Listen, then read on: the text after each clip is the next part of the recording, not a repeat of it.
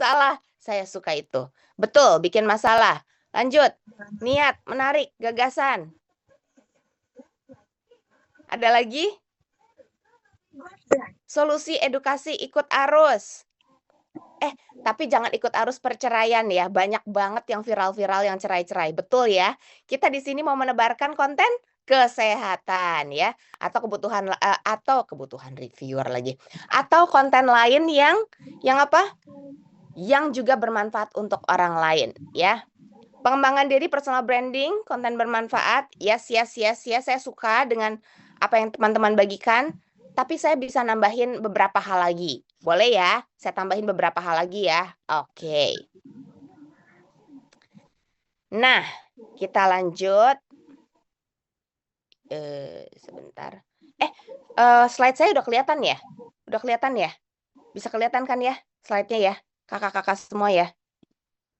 Sudah. Oke, terima kasih Dokter Kartini. Kenapa? Kita kan suka bikin konten ya.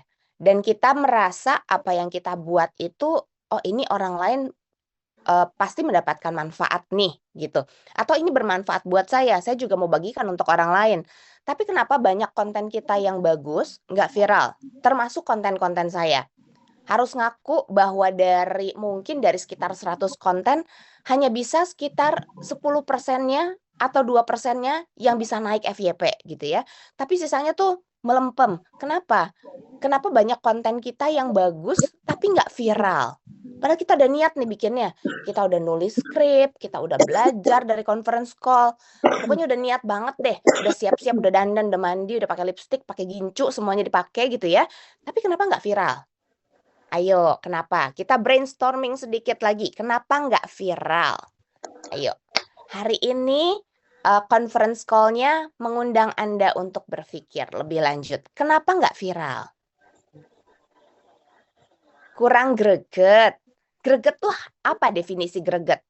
Nggak bayar, jam posting, kurang relate, kurang hook dan CTA, kurang menarik, nggak nusuk, kurang menarik, terlalu panjang, tidak terbaca algoritme, Tangerang hadir. Saya juga bingung. Materi yang ditampaikan tidak menarik. Kagak dari hati. Kadang nggak dari hati. Ngebosenin. Yes. Pernah nggak melakukan kesalahan-kesalahan tersebut? Pernah ya. Ini kebanyakan nggak relate. Terus udah gitu kurang kena. Nggak dari hati gitu ya. Ngebosenin. Gimana caranya supaya masalah-masalah tersebut bisa diatasi? Saya mau bagikan, tentu aja ada banyak sisi di mana kita bisa memperbaiki konten kita. Tapi menurut saya yang akan saya bagikan ini penting sekali karena ini sangat menentukan apakah nanti orang lanjut nonton atau enggak gitu. Ada yang tahu nggak itu apa? Ada yang tahu? Ini menentukan hook-nya, betul. Ini menentukan sekali orang itu kalau kita bikin karusel, swipe ke slide selanjutnya apa enggak gitu ya. Sangat tergantung dari hook. Terima kasih yang memberikan jawaban. Yes, apa itu hook kakak-kakak? Ayo, apa itu hook? Kakak-kakak duta sehat, ayo apa itu hook? Ajakan, pancingan. Yes, pancingan, pancing, setuju. Bukan cuma sekedar judul, cantolan. Yes. Apa bedanya hook sama clickbait? Apa bedanya hook dengan clickbait? Ayo, apa itu? Hook sesuai isi. iPhone namanya boleh diganti nggak? Kita mau kenalan dong. Belum tahu. Oke. Hook setuju dengan iPhone. Kan jadinya nggak enak ya iPhone. Setuju dengan iPhone. Hook itu adalah judul yang sesuai isi. Judul yang menarik sesuai isi. Clickbait itu belum tentu sesuai isi. Bisa jadi itu hanyalah pancingan palsu atau tipuan. Jadi yang mau kita bikin di sini adalah hook yang jujur, relate, tajam banget, dan bikin orang mau penasaran dan nonton. Ya, Gimana cara bikin hook? Pertanyaan bagus. Saya juga sambil bikin ini sambil belajar. Yang jelas hook itu harus menimbulkan rasa ingin tahu. Jadi orang nggak penasaran. Jadi orang harus penasaran ketika mereka baca judul kita. Kalau judul kita terlalu gamblang ya, gula itu menimbulkan kegemukan. Ya wis semua orang juga tahu gitu zaman sekarang ya. Kurang menarik gitu. Dan hooknya itu harus memicu emosi. Nah, kakak-kakak dari sekarang sambil saya kemukakan poin-poin ini, tolong kakak-kakak sambil mikir satu contoh hook. Nanti saya mau lihat dari kolom komentar. Hook yang kakak-kakak bikin tuh seperti apa? Ya, boleh ya? Boleh ya? Sambil nih ya, harus menimbulkan rasa ingin tahu. Sambil mikir nih, kira-kira nanti hooknya apa? Topiknya boleh apa aja, bebas, terserah. Memicu emosi, boleh kesehatan, boleh kecantikan, boleh topik dapur, boleh topik rumah tangga, bebas ya. Coba tolong dipikirin topik yang menimbulkan rasa ingin tahu, memicu emosi. Memicu emosi tuh, oh wow gitu. Oh iya? Masa sih? Oh, lucu juga ya. Ih, kok sedih gitu. Wah, ini boleh juga nih. Oh, ini aku banget nih. Itu emosi yang menimbulkan rasa ingin tahu yang mengakibatkan orang nonton untuk sampai habis atau orang swipe kalau itu karusel. Ya, atau orang baca caption. Nah, itu emosi yang mau kita dapatkan dari para pemirsanya kita. Sederhana dan jujur dan menggunakan bahasa manusia, bukan bahasa para ahli. Bahasa para ahli itu bahasa para dokter, bahasa para ilmuwan, bahasa Latin. Kalau di Indonesia ya, siapa yang bisa relate? Nggak banyak gitu. Udah? Udah kepikiran? Udah kepikiran kakak-kakak? Udah kepikiran belum?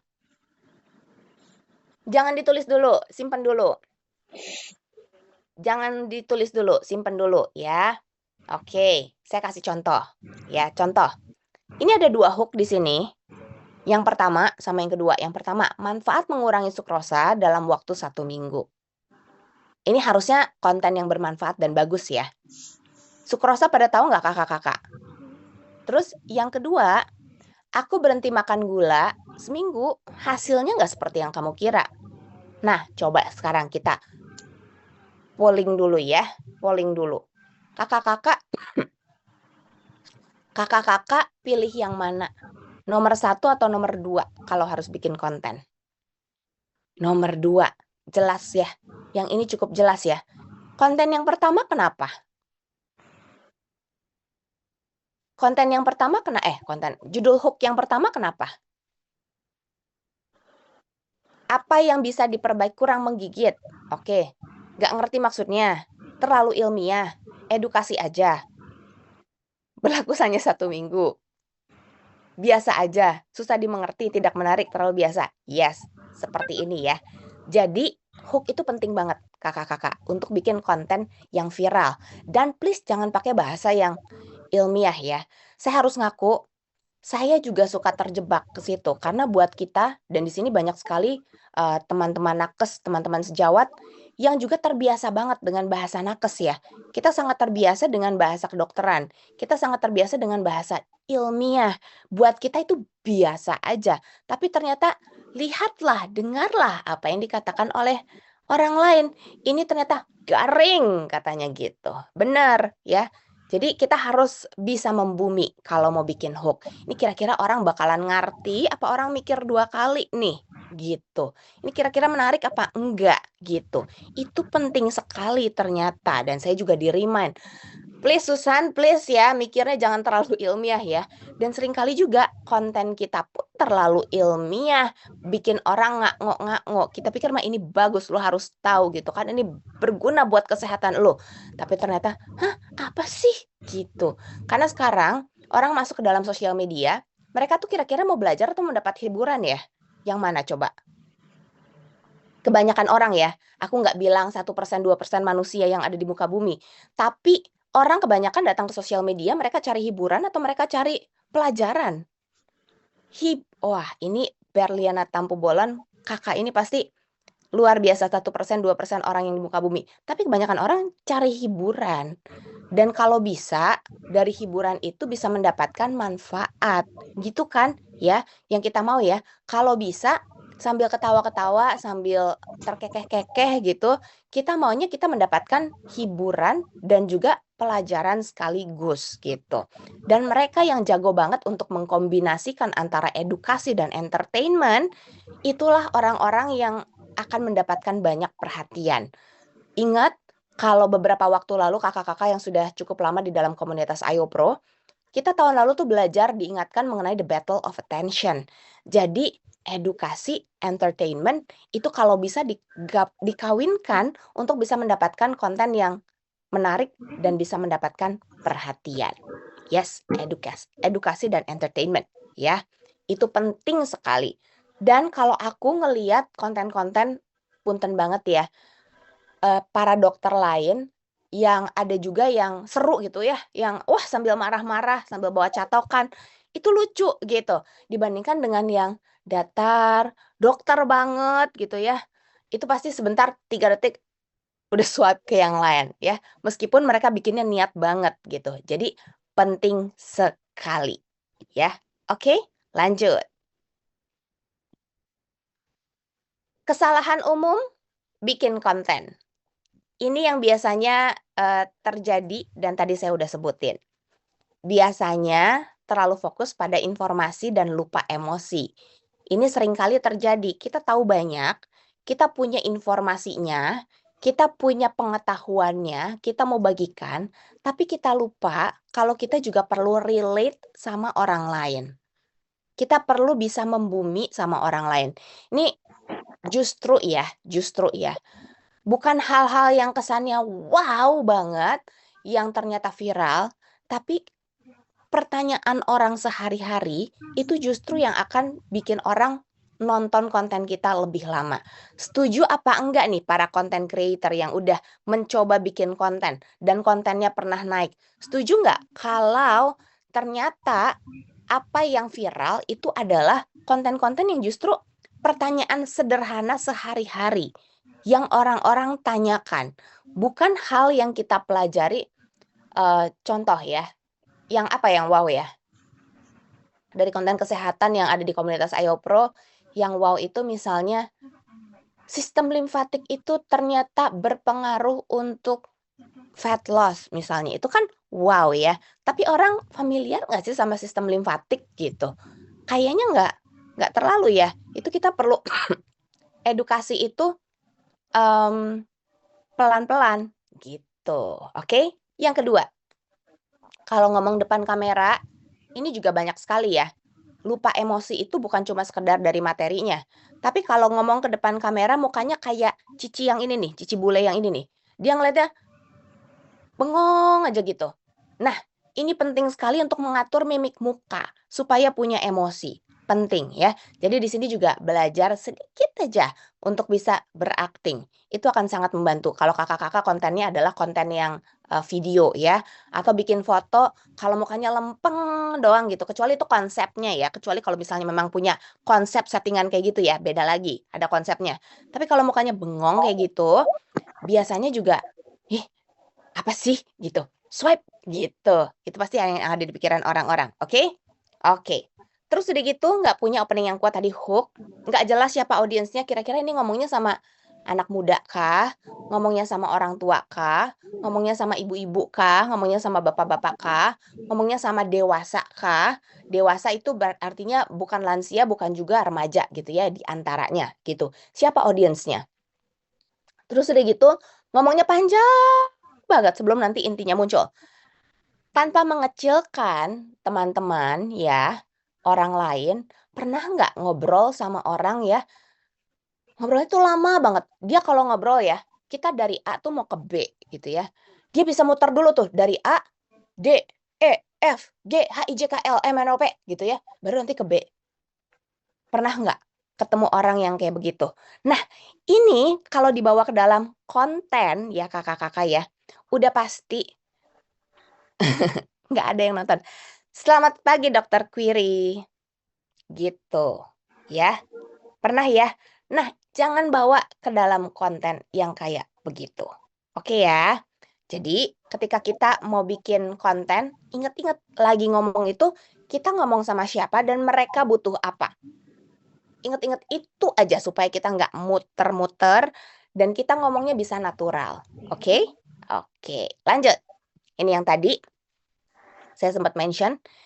Ada edukasinya, ada entertainment-nya, ada 2 rumus lagi. Empower sama actionable.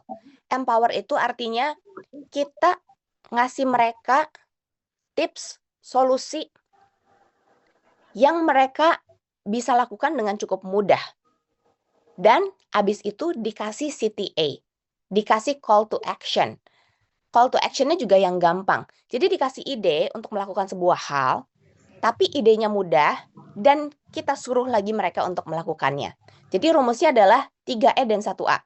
Edukasi, entertainment, empower, sama actionable. Ya, 3E, 1A. Jadi diingat-ingat. Aku punya konten lama banget yang isinya ada ini, meskipun menurut aku itu ngomongnya masih kelambatan. Kakak-kakak nanti bisa ngecek di TikTokku. Itu views-nya juga kebetulan lumayan bagus. Kontennya tuh yang ini. Sebentar ya. Saya izin untuk share. Mau kasih lihat.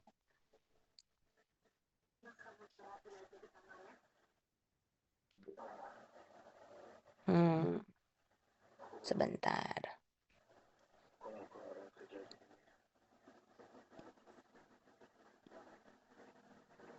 Nah, yang ini. Nanti kakak-kakak punten, bisa masuk ke TikTokku dan kemudian lihat deh 3 kebiasaan paling cepat bikin gemuk. Ini isinya menurut saya sih ya, isinya tuh nggak terlalu ilmiah. Isinya tuh sehari-hari sekali gitu ya. Dan ini contohnya juga dalam konten ini tuh banyak contoh yang saya bagikan yang sering kali dilakukan sama banyak orang. Jadi nanti kakak-kakak bisa lihat contoh yang ini. Ini views-nya udah lumayan banyak. Ini likes-nya udah 607,4 ribu. Jadi konten ini salah satu konten saya yang viral dan menurut saya isinya cocok dengan rumus 3E 1A. Meskipun ada konten-konten lain yang viral juga yang nggak terlalu entertainment ya, tapi cukup mudah dimengerti. Nanti kakak-kakak bisa ngelihat ke situ ya. Oke? Oke? Oke. Bentar. Stop share. Oke, lanjut lagi ke presentasinya. Nah, sekarang cobain ya. Tadi kan udah lihat rumusnya untuk bikin hook. Sekarang aku mau kakak-kakak coba pikirkan satu hook. Yang tadi udah nulis boleh ditulis lagi ya. Biar orang-orang di sini bisa belajar dari kakak-kakak. Kita sama-sama belajar ya. Oke, coba dituliskan. Satu hook yang dari tadi udah dipikirin.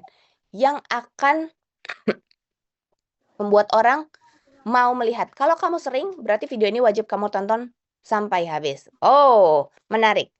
Benarkah stres itu normal? Oke, si manis penyebab masalah. Mengapa orang baik sering dimanfaatkan? Oh, menarik.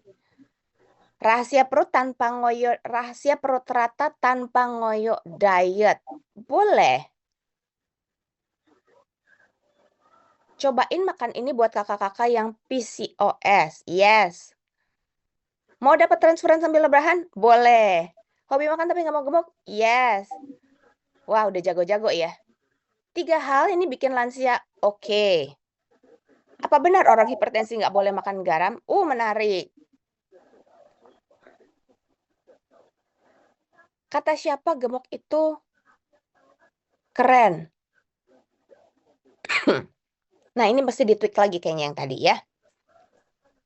Apa benar gemuk itu dari keturunan? Oh, menarik. Tinggal diramu isinya ya. Ini udah pada jago-jago. Oke.